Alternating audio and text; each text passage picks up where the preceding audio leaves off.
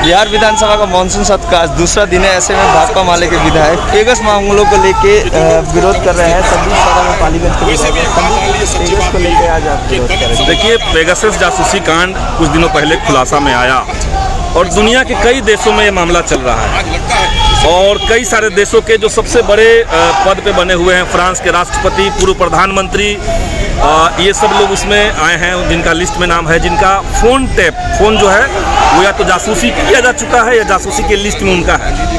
हिंदुस्तान में भी 300 लोगों का एक लिस्ट जारी हुआ है जिसमें कई सारे राजनयिक हैं, राहुल गांधी हैं, प्रशांत किशोर हैं, अभिषेक बनर्जी हैं, इनके सहयोगी लोग हैं, इनके परिवार के लोग हैं। इसके अलावा कई सारे पत्रकार, 40 के आसपास पत्रकार हैं, खास करके वो पत्रकार जो खोजी पत्रकार हैं, जो सरकार के कई सारे कारनामों का पर्दाफाश कर चुके हैं। तो इन तमाम लोगों को, बीएसएफ के पूर्व प्रमुख हैं, सेना के बड़े बड़े अधिकारी हैं, तो इन सब लोगों को सुप्रीम कोर्ट के चीफ जस्टिस जो पूर्व थे, उनके ऊपर जिस महिला ने आरोप लगाया था यौन उत्पीड़न का, उस महिला का इसमें नाम है, उसके कई परिवार के सदस्यों का नाम है। सीधे 2017 में जो सुप्रीम कोर्ट ने कहा था कि निजता का अधिकार जो है वो मौलिक अधिकार होगा, ये उसका उल्लंघन है। सेना प्रमुखों का जो फ़ोन टैपिंग हो रहा है, और पेगासस समझिए कि वो दुनिया का सबसे ज़्यादा सोफिस्टिकेटेड वायरस है। आपके फ़ोन, आपका कोई भी फ़ोन, एप्पल का फ़ोन ले लीजिएगा तब भी वो आपके अंदर घुस सकता है। एक मिस्ड कॉल काफ़ी है और वो फ़ोन में घुस गया, उसके बाद आपसे ज़्यादा फ़ोन पे उनका कंट्रोल है। किसी की निजी ज़िंदगी में दखल अंदाजी करना क्या, निजी ज़िंदगी में दखल अंदाजी का क्रोनोलॉजी जो है अमित शाह का, आपके निजी ज़िंदगी में वो घुसे, आपका फ़ोन ऑफ भी है तो वो कैमरा चला सकते हैं, वॉइस रिकॉर्ड कर सकते हैं, आपका लोकेशन एग्जैक्ट जान सकते हैं। आपका फ़ोन ऑफ है, थोड़ी देर के लिए उधर से लोकेशन ऑन कर देगा, जीपीएस अगर ऑफ है, और उसके मातहत, उसके आधार पर आपको ब्लैकमेल किया जाएगा।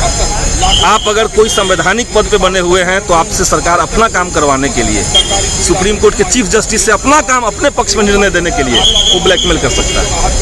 जो सेना के अधिकारी हैं उनसे खुफिया वो जानकारी ले सकता है।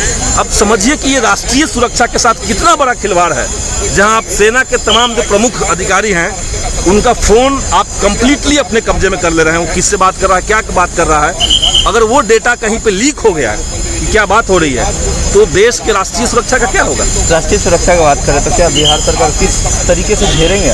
बिहार के भी कुछ पत्रकार उसमें शामिल हैं। बिहार के 3 नाम अब तक आए हैं, हालांकि लिस्ट बहुत बढ़ सकती है। तो हम लोग सरकार से यही बात कहेंगे कि जिस तरीके से छत्तीसगढ़ की सरकार ने एक उच्च स्तरीय जांच बैठा दी है, क्योंकि पेगासस के जो अधिकारी हैं वो छत्तीसगढ़ का दौरा किए थे।